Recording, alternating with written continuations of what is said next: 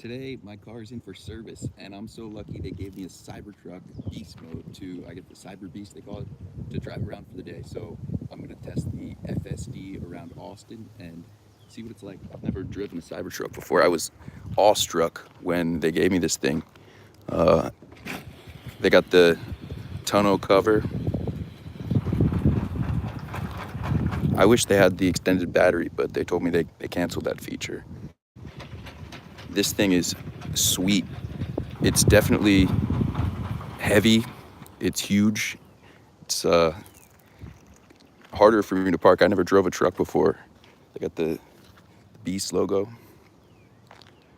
but it is freaking sweet, not gonna lie. It's got the aero wheels, huge tires, and rig this thing up, put the phone in the back, take it for a ride around Austin. This is pretty cool too. You just push this, no door handle or anything. I'm thinking I'm gonna put you guys over here and then you'll get a view while we're driving. Let's see how it goes.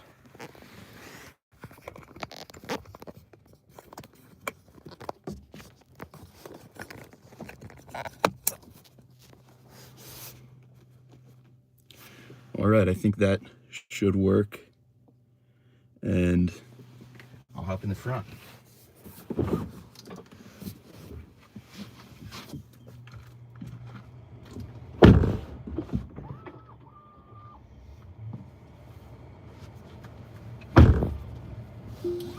First stop, I think we'll go to the Tesla factory. I haven't been there in a while, and last times I went there, it's always been under construction, so we'll see what it's like. I think they're done with the construction, or maybe it's a constant construction project. I know they're adding all kinds of like eco landscaping. It's going to have thousands or tens of thousands of acres or something, huge amount of space. I don't know if it's just for the Tesla employees or who's going to be able to do work there or be there, but it's going to be a beautiful, they have incredible renderings, walks, all like a nature park, really cool stuff. So let's hop over to FSD, put in the Tesla factory. Tesla. Giga, Texas. Here we go. Now turn right onto Slaughter Lane. FSD activated, hands-free. It's tracking my eyes with the camera there, so I shouldn't even have to touch the steering wheel at all as long as I keep my eyes on the road. See, pay attention to the road. The second I look away, it starts nagging me a little bit.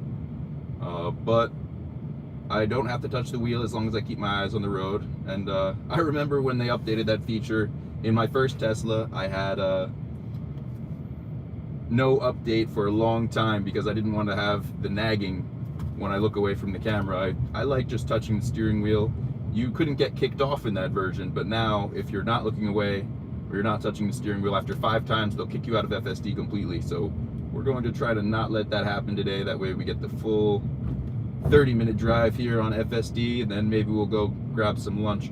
I reached out to Dash ATX on X, and hopefully we'll be able to pick him up. I'm not sure, he hasn't seen it yet, but he does incredible documenting the homelessness crisis around Austin, and he takes a great perspective of he's tries to help people when he can, gives people blankets, a little bit of food, and he just shows the encampments.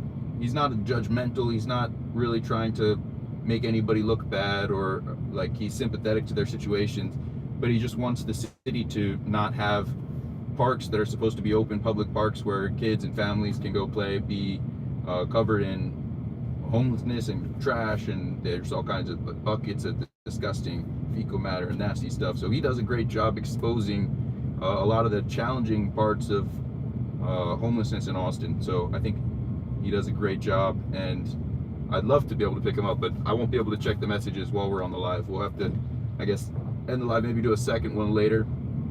I want you guys to see what FSD is like. Turn right onto West It's incredible. Lane. Cars are fully basically driving themselves at this point. We'll probably get through this entire drive without me having to touch the steering wheel once, as long as I keep my eyes on the road. And Austin is the first place they'll be releasing FSD. Now turn right onto West Slaughter This summer Lane. in June. It'll first be the cyber cabs. People will be able to take them around like the Waymos, and anyone can just hop in one. There'll be no drivers. I think they'll probably have some kind of teleoperation, but you'll see in today's video, they're ready. And of all the different Teslas, this has got to be the hardest one to do FSD with, just because it's the biggest. So it has the least amount of wiggle room when it comes to avoiding things like curbs, pedestrians, other cars. A smaller vehicle like the Model 3 has a lot more empty space to work with. This thing is so cool though. I'm so thankful Tesla hooked me up with this this loaner vehicle for the day, and I'm hoping they don't fix my car too quick, because I like driving this thing. I had one on order for so many years. Maybe you guys remember in the podcast I would talk about, oh, when I get it I'll ship it over to Europe. But the problem is I have to drive all around the country to different construction sites. I do about 50,000 miles a year in my Tesla. So when I saw that the Cybertruck was going to have a lower range than the Model 3, it was a no-brainer for me to get more range for $20,000 less, or $30,000 less. And because I spent so much less on the car, I ended up buying FSD outright. So I get to drive around FSD in my Model 3 all the time. I was thinking about doing a video like this in the Model 3, but I never got around to it. So today we're doing it in the Cybertruck. I guess the moment of opportunity struck today. I'm not sure how long I'll have this thing in the service center. They told me my car will probably be done today, but then in the app it says tomorrow at 5 p.m. So I'm hoping for the tomorrow at 5 p.m. That way I get a full day with the Cyberbeast. Taking it back home to where it was manufactured at Giga, Texas. When they gave me this thing, it had only 12 miles on it, or 10 miles on it. So we're getting the very first kind of experience of this car, breaking it in. I'll show you maybe after we get to Giga, Texas. I'll keep the live on for a little bit on the drive back. The speed of this thing is insane. I think it's the fastest car 0 to 60 I've ever drove. 2.9 seconds 0 to 60, and for a car this size, I think it's 6,000 or 7,000 pounds, enormous. That's just insane to be able to go from 0 to 60 that fast. A lot of power in this thing. Tesla's smart. They're really getting me hooked. It's going to be interesting hopping back into Model 3. I might have to make a little bit more money and buy a second car or something. I love the torque, the speed.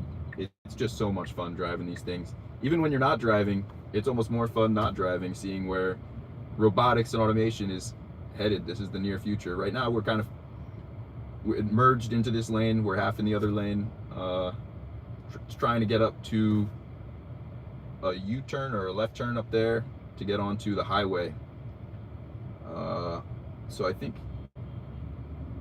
it'll have to maybe go into a left lane one more time, but it's really doing a great job. This screen is so cool. It has an incredible awareness of all the cars around me, behind me, people walking around. Last night I was driving home and it was dark out. On the highway here, there's one of those homeless encampments Dash talks about, and you can see people on the screen walking at night that you can't see in person because it's just a poorly lit highway. It's under construction. It would be so dangerous without FSD. You have no idea those people are there. If I saw them in the daytime, I would kind of drive a little bit closer to the left side of the lane. That way I'm not going right past them at full speed. A lot of them are carrying totes or pushing shopping carts with their stuff in it, so they can't be on the grass. They're staying on the asphalt. If you don't see them, you're coming like within inches of somebody walking on the street, so it's super dangerous. FSD, even in the dark, is able to see those people way before you can, and it does tend to hug the left side of the lane if it sees other people or obstructions. It's been interesting over the years watching it improve. being able to spot things like traffic cones. Now we're in an area that's totally under construction on the service road of I-35, or frontage road.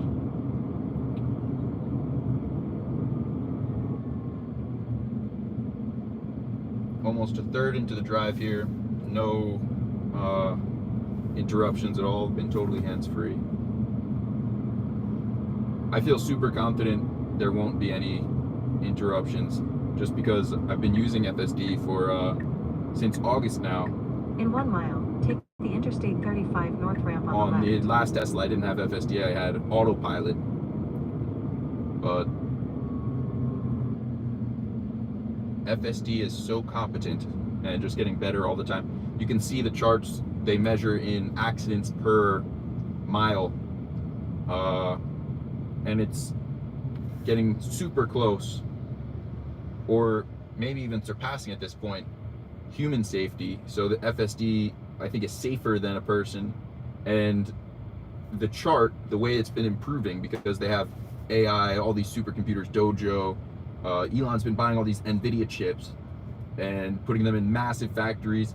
He's the best in the world at making the chips perform together and setting it up faster than anybody else. He set up a supercomputer cluster in, like, I don't know if it was a matter of weeks or months or something, but he did it in a very short period of time compared to most groups would take years to build out that number of computers in a, I don't know if it's a server, they call it cluster, I think. So to be able to do that is rapidly improving the capabilities of FSD. They have all the cameras in the cars. I think it's like 8 cameras or more or something like that. So even if they don't have the level of compute, like they have all the previous data now, so they can feed all the old video into the supercomputer cluster, and just adding more compute improves the models as well. I'm not a software engineer, so I don't know what those things look like under the hood, but I'm able to tell for sure that from a personal perspective, just me driving around with it, it's improving. And also you can just look at the big data and see the chart of accidents per 1,000 miles or million miles or however they measure it. I think it's like 1 per 2 million or something like that. And it's just getting so much better so fast. You can just imagine within a couple years it'll be probably 10 times safer than a person, especially because you can only look in one direction at a time. This has cameras 360 degrees, so just from that perspective, it never gets tired. It doesn't look at its phone. It's really going to be an incredible thing. It already is an incredible thing that's only getting better, and I'm tempted to put it in hurry mode. Let's see. Pick up the speed a little bit. Go for a 10% max speed offset. Let's crank it up. It says 40% recommended. Expanded full self-driving visualization. Let's do that too. What's that?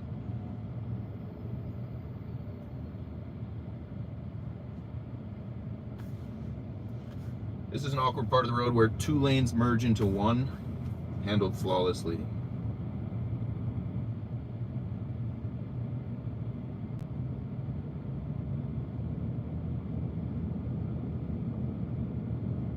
I wish I had a way to see if there's questions in the chat or anything, but not today. We got you guys perched up in the middle seat of the back.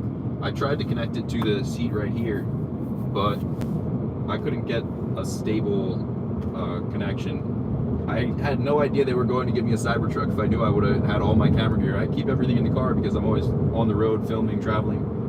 So I keep all the tripods and gear in the car. But when I found out they had the Cybertruck, I charged everything up and got a new tripod. Drove right to Walmart, picked up the only bendy tripod they had.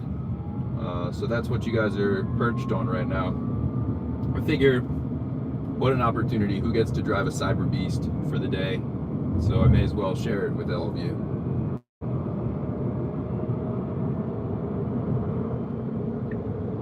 Now take the Interstate 35 North ramp on the left.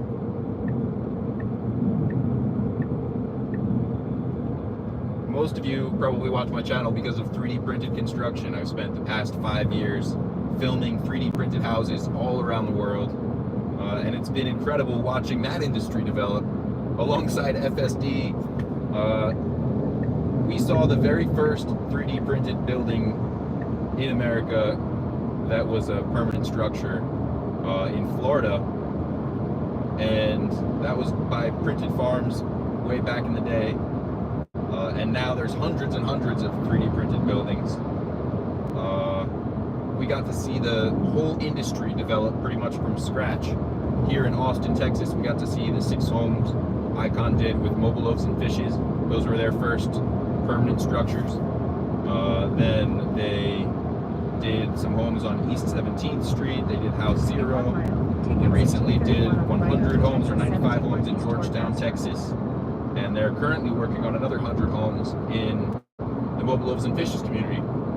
I love the Mobile Loaves and Fishes community. It's like probably one of the best solutions to homelessness that anyone's ever come up with.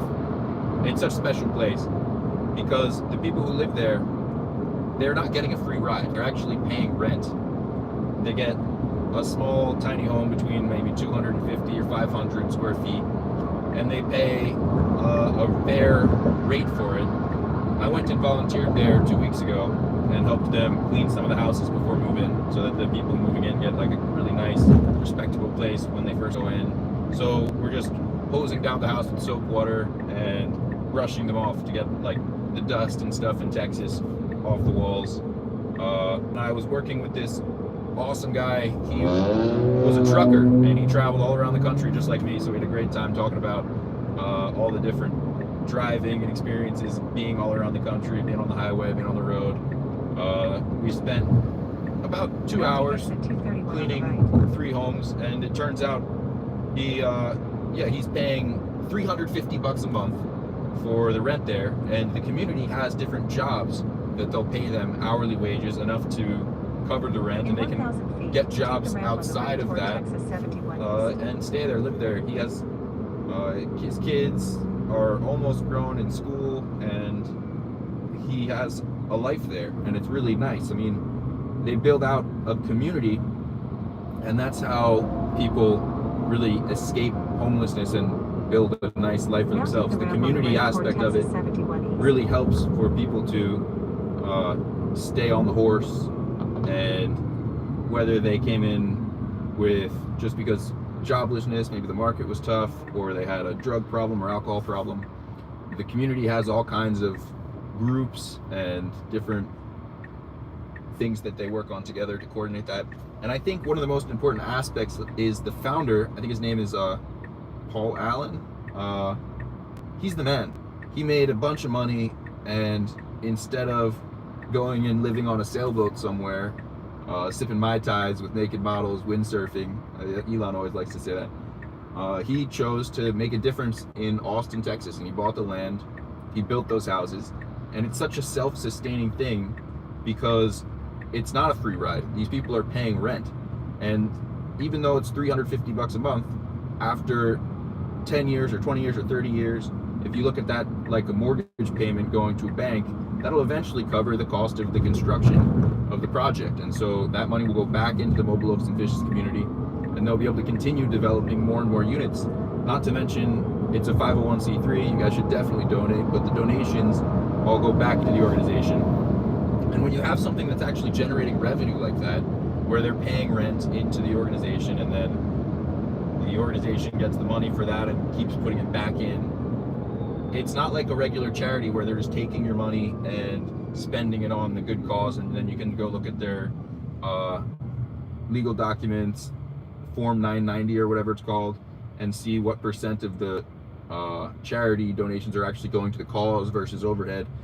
This one is more like a flywheel effect, where you donate the money and then they put it to work in a way that continues generating revenue for the charity. And the real magic of the organization, I think, is that the founder lives there in the community, and that really keeps it, not that he's micromanaging it, but he's there and he really cares so deeply. It's not like somebody just writes a check and leaves. It's the most successful recovery community I've ever seen for homelessness, and I feel like it's a model that I wish it could be replicated everywhere, but I think that founder is really just a special guy. He's like a modern day saint.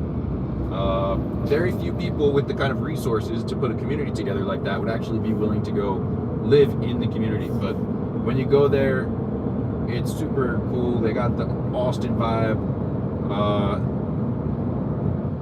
It's just a nice place where people can build lives for themselves. They're doing all kinds of agriculture. They're growing their own produce.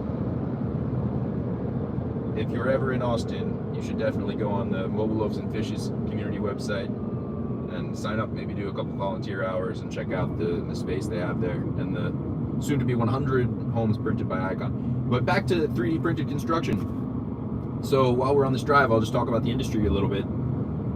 Some people, especially like the VC investors, I don't talk to them often. I try to talk to the people who are really on the ground working with stuff every single day, but the VC investors have been disappointed because some of the bigger companies like Mighty Buildings, Diamond Age, these were some of the most exciting companies in the industry a year ago, have gone now bankrupt. They're defunct. They're shutting down, selling their assets for pennies on the dollar.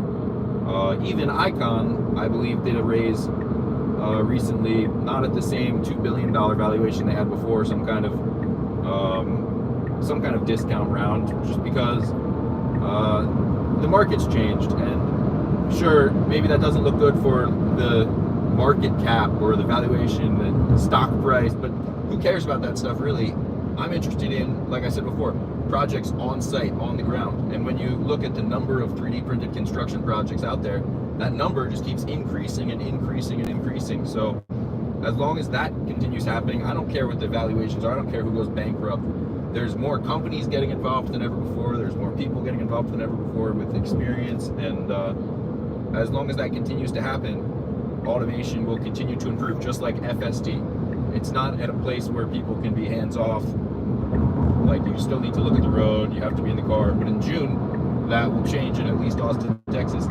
And hopefully we'll see the same evolution, I expect we will, with 3D printed construction automation. There's some other construction automation companies that I hope to cover soon. You guys, I think, will really get a kick out of. But automation is the future, and it's hitting every industry. You can look at the evolution of manufacturing, the evolution of even things like food service are moving to increasingly automated tactics, strategies. And it's in an awkward phase. Like right now, you have to go do the self-checkout at the grocery store. And if you, at least at HEB here in Texas, I always do the self-checkout and I put my stuff in the bag. But if I move the bag or I put the thing in, 2 things at a time in the bag, I try to like scan something else with 2 hands, try to go fast. It doesn't like that. You have to like put one thing in the bag individually, and if you don't do it the way it likes, then they have someone come over and they have to scan it, whatever. It's a little bit of a headache, but that's temporary. Eventually, the cameras, the AI systems are going to get good enough because they're training it, and then you'll get over that awkward hump, and everything will be super efficient, convenient. Some people are like, oh, it's taking away jobs. But if you look back in history, technology has always augmented jobs, made them easier, and that's freed up people's time to get better jobs that have less danger, less higher paying jobs, are more productive. And the things that we have available to us today because of all this technology are like the stuff a king would have had 1,000 years ago. You can get anything you can imagine delivered to your house for like 20 or 30 bucks. And that's crazy that somebody who's even on a regular, the average median salary in the United States, maybe you don't do it every day, but if you really want some random wish that you come up with, some craving that you have, you press a couple buttons on your cell phone and they'll deliver that to you within like an hour. And that's just incredible, the amount of resources and the stuff that's out there. We live in like the most abundant era in all of history, And not everybody appreciates that. Some people say, oh, you shouldn't be replacing jobs with the technology. But that's such a narrow perspective, because it's that technology that's improving things for everybody all the time around us. To keep a less productive solution in place to preserve one job is sacrificing the good of the many for the good of the few. And when you have the new role, there's always going to be new jobs created for that role, and new types of jobs coming up all the time. And definitely not everybody can be a coder or programmer, but if you have that much abundance, if you automate housing, automate food, build new cities in places that don't have the same kind of expensive land prices that current big cities do. You go to somewhere with cheap land, you build an entire new city there with a cheap automated construction technology, with a cheap way to get food. Imagine if everybody could have affordable housing and shelter. Then who cares if there's less jobs available? It doesn't take much to have a nice life at that point. You can have spend your time more freely. Maybe people can work shorter work weeks, or it just depends. And the people who do want to work, they can take advantage of all the tools and leverage AI technology to just work their asses off and make things better for everybody. That's the way I look at automation. They put us into the express lane here, and I don't think we have a easy pass. I don't know, I hope Tesla doesn't mind paying the bill on that one. But we've gone about halfway, 2/3 of the way there to the Giga Texas. Still no touching the steering wheel. I mean, I'm talking to you guys, I'm keeping my eye on the road, but I'm not even thinking about driving. It's such a relaxing thing to just be able to sit here, get driven, as long as I keep my eye on the road and not worry about a thing. This is how I do most of my driving when I'm on the road for thousands and thousands of miles every month. It's just so much nicer than actual driving, because it takes a portion of the responsibility out of your hands. Makes driving maybe less fatiguing. Frees up your mind to think about other things. I don't know about you guys, but I love thinking in the car, being with my thoughts. It's almost like a therapeutic experience. I think there's some nights about forward momentum, physical forward momentum being good for your brain, and whether you're walking or driving in the car, it's just good for generating positive thoughts. See videos on the internet, people marking up Teslas or flipping off Teslas or whatever the thing is of the day, but I've literally never seen that in my life. And I go to all these super liberal cities, LA, Salt Lake City, Vegas. I live in Austin, Texas, and I've never had anybody so much as give me a dirty look in a Tesla in over 140, 150,000 miles driving around Teslas. Nobody's ever given me any kind of negative interaction. Nobody's ever marked it up or put a sticker on it or anything. So I think it's a lot of fake news they got in terms of what you see on the media. Maybe it's like an isolated incident. All right, they want me to take over probably because there is a blockage here. So it remembered the road, the old road. This is interesting. I can't turn off the turn signal. It won't go into autopilot by the Tesla factory, but here's the Tesla factory. I don't know why it came off of autopilot there. It has to do with the proximity to the Gigafactory, but we're not allowed in there, so maybe it was preventing that from happening.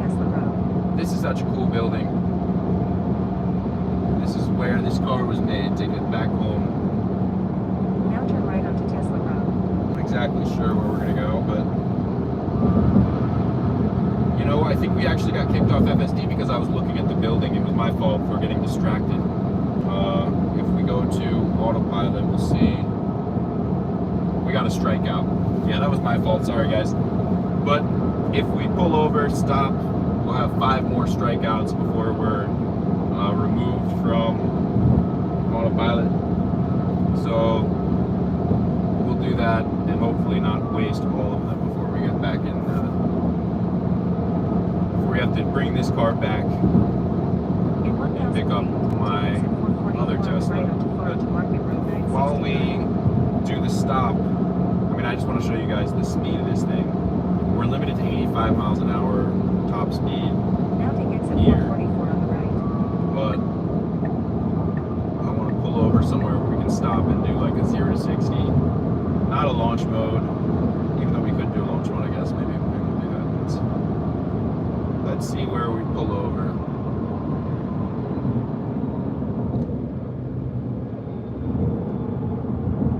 I love driving this thing, and the adaptive steering is one of the coolest parts. When you're at full speed, it's like a normal car where you only have to turn, like, you're not doing big turns, and so you're never turning the steering wheel more than maybe 45 degrees.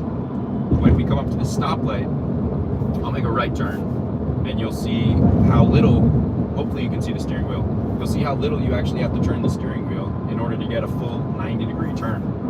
It's so cool. I mean, typically in a car you're doing like hand over hand. It's a big motion, but with the adaptive steering, driving at slow speeds, they adjust the amount of radius it takes to do a full turn. I'll show you right here. All I have to do is a 90-degree turn with the wheel, and we get a 90-degree turn on the car. Pretty cool stuff. And this is a 55, so from, let's see, is anyone behind me? We do have someone behind me.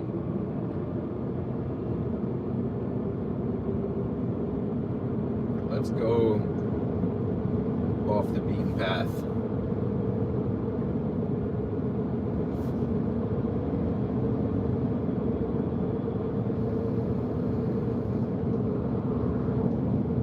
So we can get a little 0 to 60. And I mean, you could just tell based on conversationally, now that I'm in the driver's seat again, I'm distracted. It takes effort to drive a car.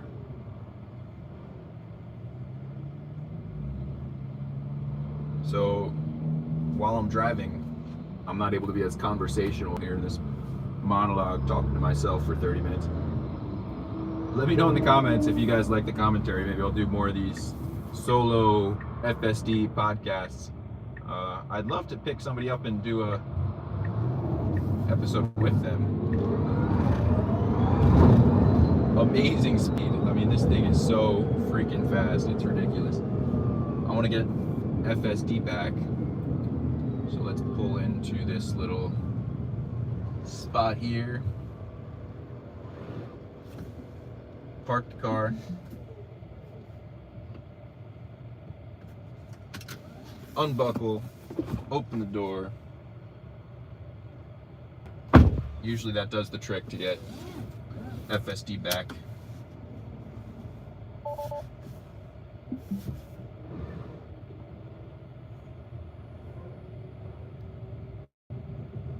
Do a little sprint here. Ready? 3, 2, 1. 60 miles an hour. Ridiculous. This thing is just so much fun. I mean, even at 50 miles, you can just punch it and the torque is instantly there. Not like a gas car where it takes a second, but just pumping the second you hit the gas. And let's see, we do have FSD back again since we pulled over. I gotta be responsible and keep my eyes on the road. It's kind of interesting to drive on FSD without a destination. The car just handles itself. Where should we go now? I'd like to grab some tacos.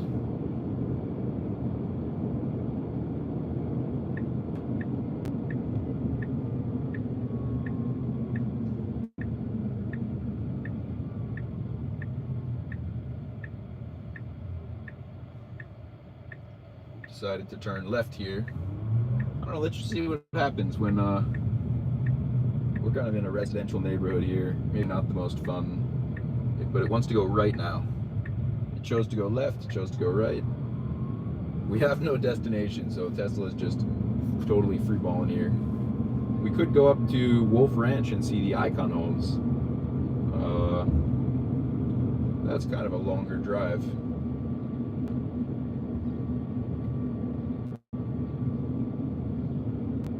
I think I'm going to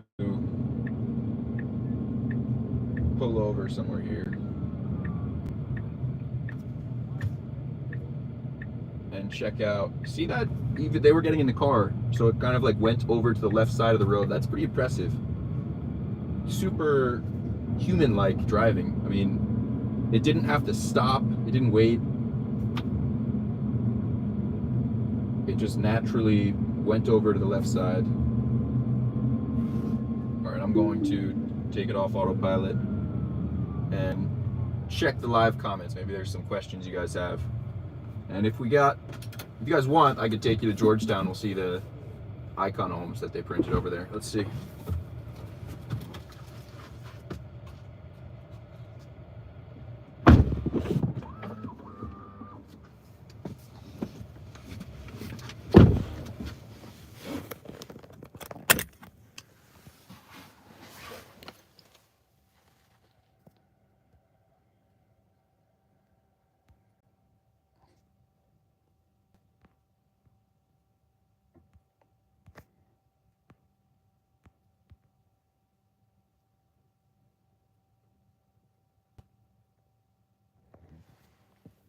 All right, well, I don't see any questions. I guess we can call that the ride for now. I would love to pick somebody up and do like an interview style thing in this car, but yeah, this has been a fun experience, and I'm so happy I get to drive this thing for the rest of the day. Shout out to Tesla for letting me loan a Cyberbeast Cybertruck for the day. I promise to bring it back to you in one piece.